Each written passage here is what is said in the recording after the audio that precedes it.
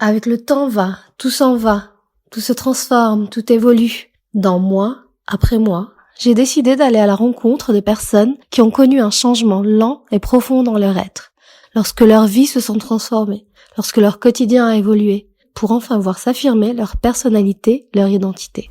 Aujourd'hui, nous suivons le parcours de Jamila Bensassi, de professeure de français à metteuse en scène. Depuis ma plus tendre enfance, je suis une amoureuse du verbe. Très vite, je me suis réfugiée dans la lecture, dans l'écriture. J'aimais surtout la poésie d'ailleurs, ce qui surprenait beaucoup mes frères et sœurs. J'en lisais énormément avant de m'endormir.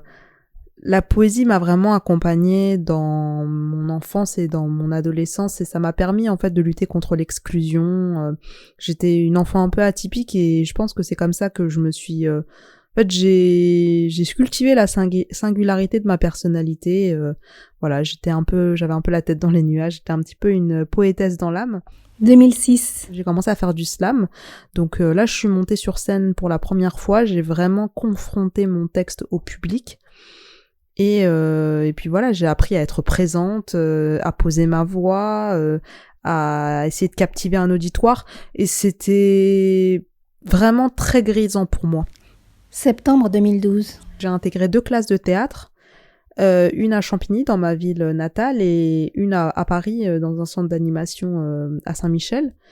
Et là, véritablement, ça a été une révélation, puisque j'ai conjugué mon amour de la littérature à cette pratique orale que j'ai toujours affectionnée, en fait. Ils ont tout brûlé.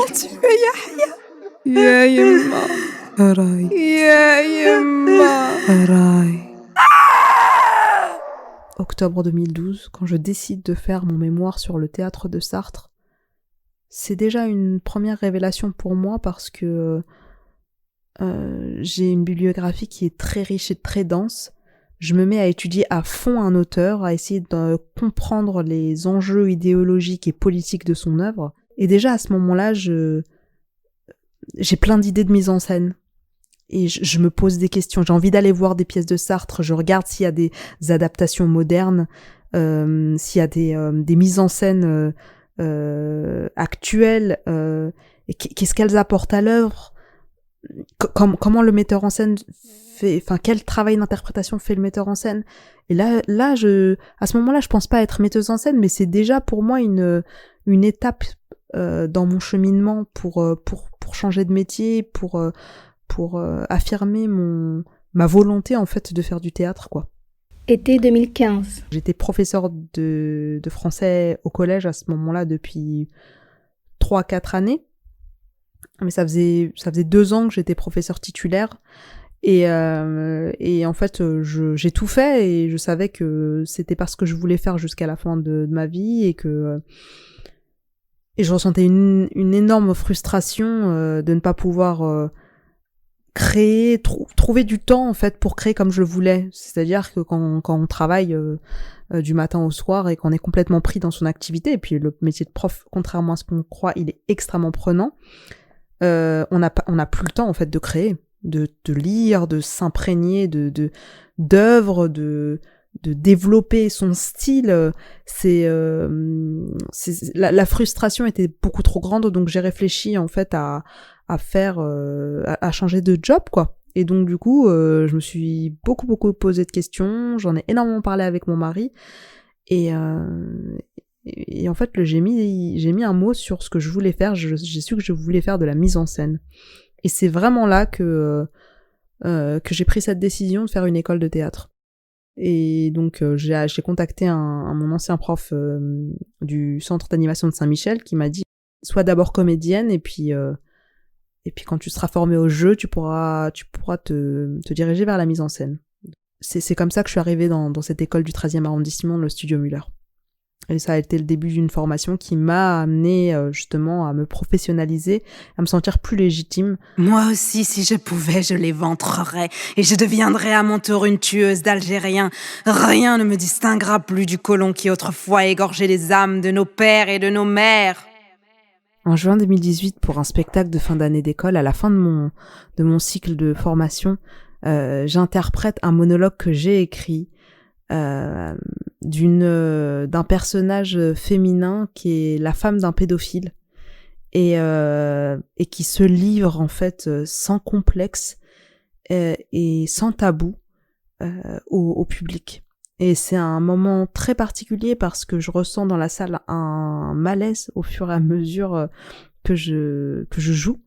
Et je me dis, là, je suis en train de les secouer, là, je suis en train de les surprendre. Et je ressens ça, je ressens une communion dans la salle.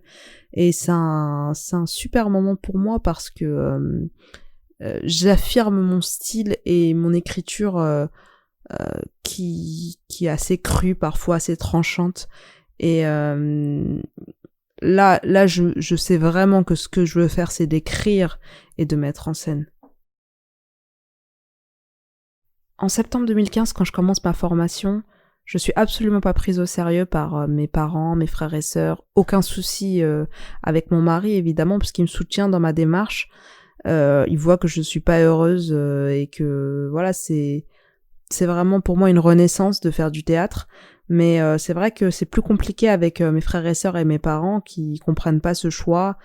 Et d'ailleurs, comme je suis obligée de faire ça en parallèle avec mon travail, pour moi c'est vraiment un investissement et puis un sacrifice, quoi.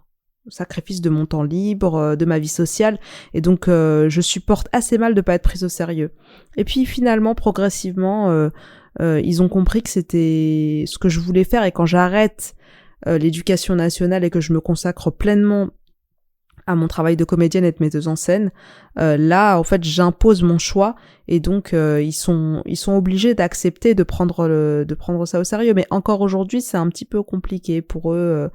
C'est pas un vrai métier. Écrire, jouer. Pour moi, l'art et la pratique artistique permettent de contrebalancer la brutalité du monde. J'ai connu beaucoup de gens qui ont dû faire face dans leur vie à des situations impossibles, vivre avec des traumatismes incurables. Et quand je pense à ces personnes-là, je me dis qu'heureusement qu'il y a l'amour et il y a l'art. Et aujourd'hui ? Aujourd'hui, en juin 2020, je regarde mon parcours avec fierté et humilité. Je me sens fière d'avoir brisé toutes les barrières mentales qui m'empêchaient de faire ce que j'avais envie de faire. Je suis fière d'avoir développé une certaine force de caractère parce que c'est un milieu qui est vraiment pas facile.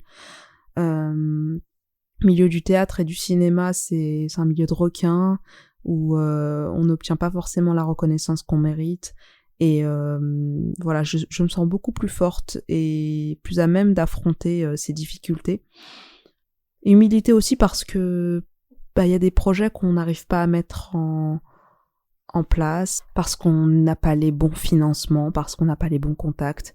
Et aujourd'hui, j'arrive à apprécier la création pour elle-même, à voir dans la réalisation d'une œuvre, même lorsqu'elle n'est pas programmée, même lorsqu'elle n'est pas, qu'elle obtient pas la reconnaissance qu'elle mérite, à y voir une certaine consécration. Et voilà, ça, je pense que apprendre à créer pour créer, c'est aussi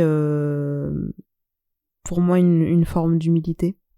Et c'est extrêmement important pour continuer à entretenir la créativité, parce que sinon on se décourage au moindre refus, à la moindre réponse négative des programmateurs, des éditeurs si on veut publier, et en fait on n'arrive plus à créer.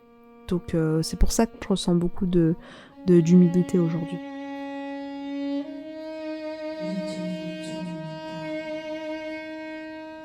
Merci à Jamila Bensassi d'avoir fait un retour sur son parcours, depuis les premiers cours de théâtre jusqu'à la mise en scène de ses spectacles. Vous pouvez suivre son parcours sur ses profils Facebook et Instagram. Si vous avez aimé cet épisode, n'hésitez pas à le partager autour de vous. À très vite.